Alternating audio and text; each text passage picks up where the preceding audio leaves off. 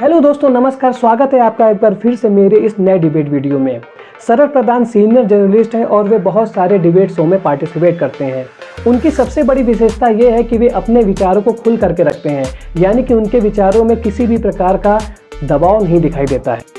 लेकिन आजकल ज़्यादातर न्यूज़ चैनल के प्रवक्ता बायस्ड हो चुके हैं। वैसे इनका काम सत्तारूढ़ पार्टी और अपोजिशन पार्टी के नेताओं के विचारों को बिना किसी टोका टाकी के जनता तक पहुंचाना होता है। लेकिन आजकल ये प्रवक्ता नेताओं से ज़्यादा अपना खुद का ज्ञान बांटते फिरते हैं।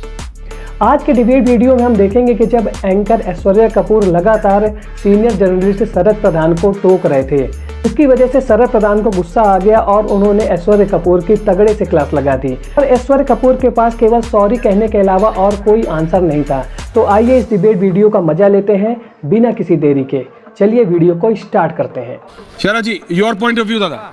सर भाई ऐश्वर्या सर, नहीं ऐश्वर्या, पहली चीज़ तो मैं ये कहना चाहूँगा कि मैं तो सोच रहा था पता नहीं कोई और प्रोग्राम में है नहीं कि नहीं। मुझे लग रहा था कि अगर दादा नाराज मत होइए। आज सब मेरे से नाराज हो रहे हैं। आज दिन अच्छा नहीं। आधे घंटे बाद माफी हम हकीकत बता रहे हैं। ऐश्वर्या दूसरे को भी बोलने दिया, फिर बीच बीच में इंटरप्ट मत किया करिए भाई, आपकी बड़ी खराब आदत है। ये समस्या है क्या बोलने का।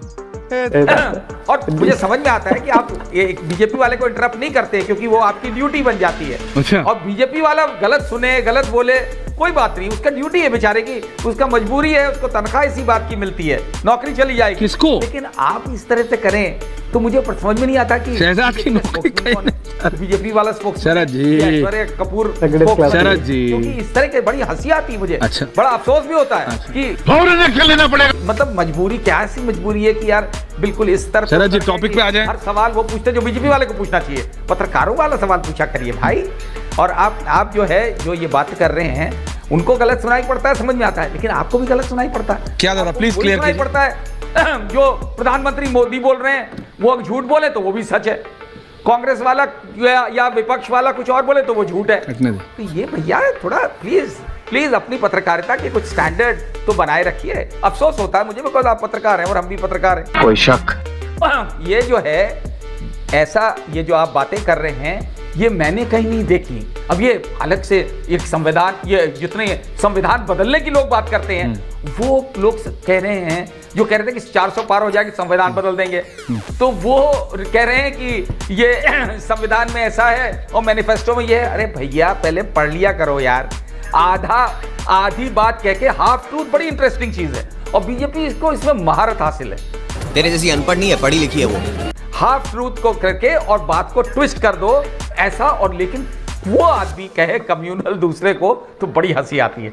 जो सारी दुनिया ने सुना और थू थू हो रही है उसमें कि प्रधानमंत्री बात कर रहे हैं मंगलसूत्र ही करे, किसने बोला, कहाँ लिखा है भाई? ये उनके नहीं समझ में आता, लेकिन ऐश्वर्या कपूर के भी नहीं समझ में आता है कि कहीं किसी ने नहीं कहा है, ना किसी मैनिफेस्टो में लिखा है कि धार्मिक आधार पे ये किया जाएगा और धार्मिक आधार पे रीडिस्ट्रीब्यूशन ऑफ वेल्थ होगा।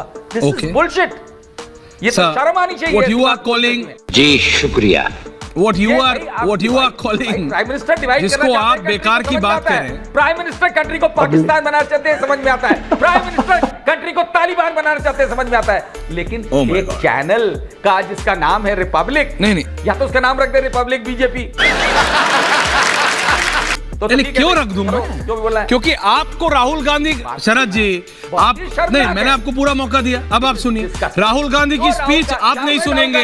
आप शरद जी आप सिर्फ सिलेक्टिव सुनना चाहेंगे तो मैं क्या करूंगा? शरद जी आप सिर्फ सिलेक्टेड सुनना चाहेंगे तो मैं क्या करूंगा? राहुल गांधी ने तेलंगाना में क्लियरली बोला, 6 तारीख को क्लियरली बोला, मजा आया कि क्लियरली बोला बीजेपी स्पोक्समैन शरद जी, क्लियरली बोला। अनंत विजय जवाब दे रहे हैं। शरद जी प्लीज, अनंत विजय जवाब दे रहे हैं आपको। थैंक यू अनंत विजय जी। राहुल गांधी ने क्या मतलब ऐसा कुछ बोला नहीं, मेरे पास तो स्पीच ऑनर भी चला। अनंत विजय एंड देन एवरीवन। ऐश्वर्या जी पत्रकारिता पर नैतिकता की प्रवचन सुनने के लिए मैं नहीं आया था। टॉपिक पे मैं यहाँ इसलिए आया था कि आपका टॉपिक कुछ और था और यहाँ जो प्रवचन सुनने को मिला उससे आपका और हमारा सबका समय बर्बाद हुआ। करेक्ट। कोई नहीं, कुछ शरद लोग जी सीनियर है, दरअसल बोल गए, उसी बोल। चश्मे से देखना चाहते हैं जो जनता चश्मा डिसाइड वो करे। पहन के पिछले 20 सालों से तथाकथित पत्रकारिता करते हुए थोथी नैतिकता का उदाहरण प्रस्तुत कर रहे थे। पहली बात ये। दूसरी बार आज जिनको वो पत्रकारिता सीखने की सलाह दे रहे हैं उनको दरअसल कांग्रेस पार्टी का मैनिफेस्टो पढ़ना चाहिए और चौथी फेल आम आदमी पूरी क्रोनोलॉजी समझनी चाहिए। दरअसल ये लोग पढ़ते लिखते हैं नहीं और दूसरों को अपने पूर्व के अनुभवों के आधार पर पढ़ने लिखने की नसीहत देते हैं। कांग्रेस पार्टी का जो मैनिफेस्टो है जिसका पहला अध्याय है हिस्सेदारी न्याय, हिस्सेदारी न्याय का पहला पॉइंट क्या कहता है इसको मैं पढ़ के सुना देता हूँ आपको। मेरे पास कांग्रेस पार्टी का मैनिफेस्टो सामने रखा है मैंने। उसमें कहा है कांग्रेस राष्ट्रव्यापी आर्थिक सामाजिक जातिगत जनगणना कराएगी।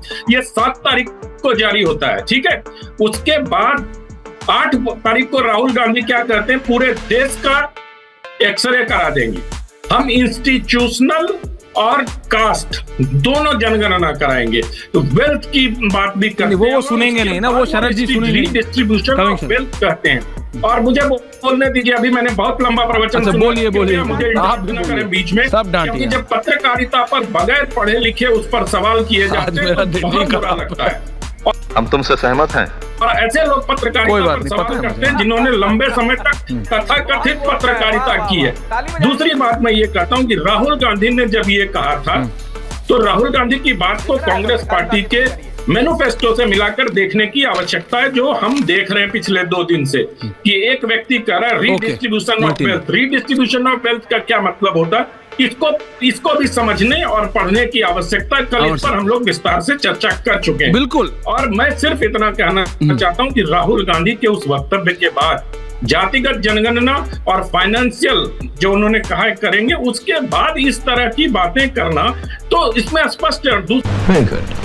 प्रधानमंत्री को जो लोग झूठा कह रहे हैं उनको पीएमओ की वेबसाइट पर जाके मनमोहन सिंह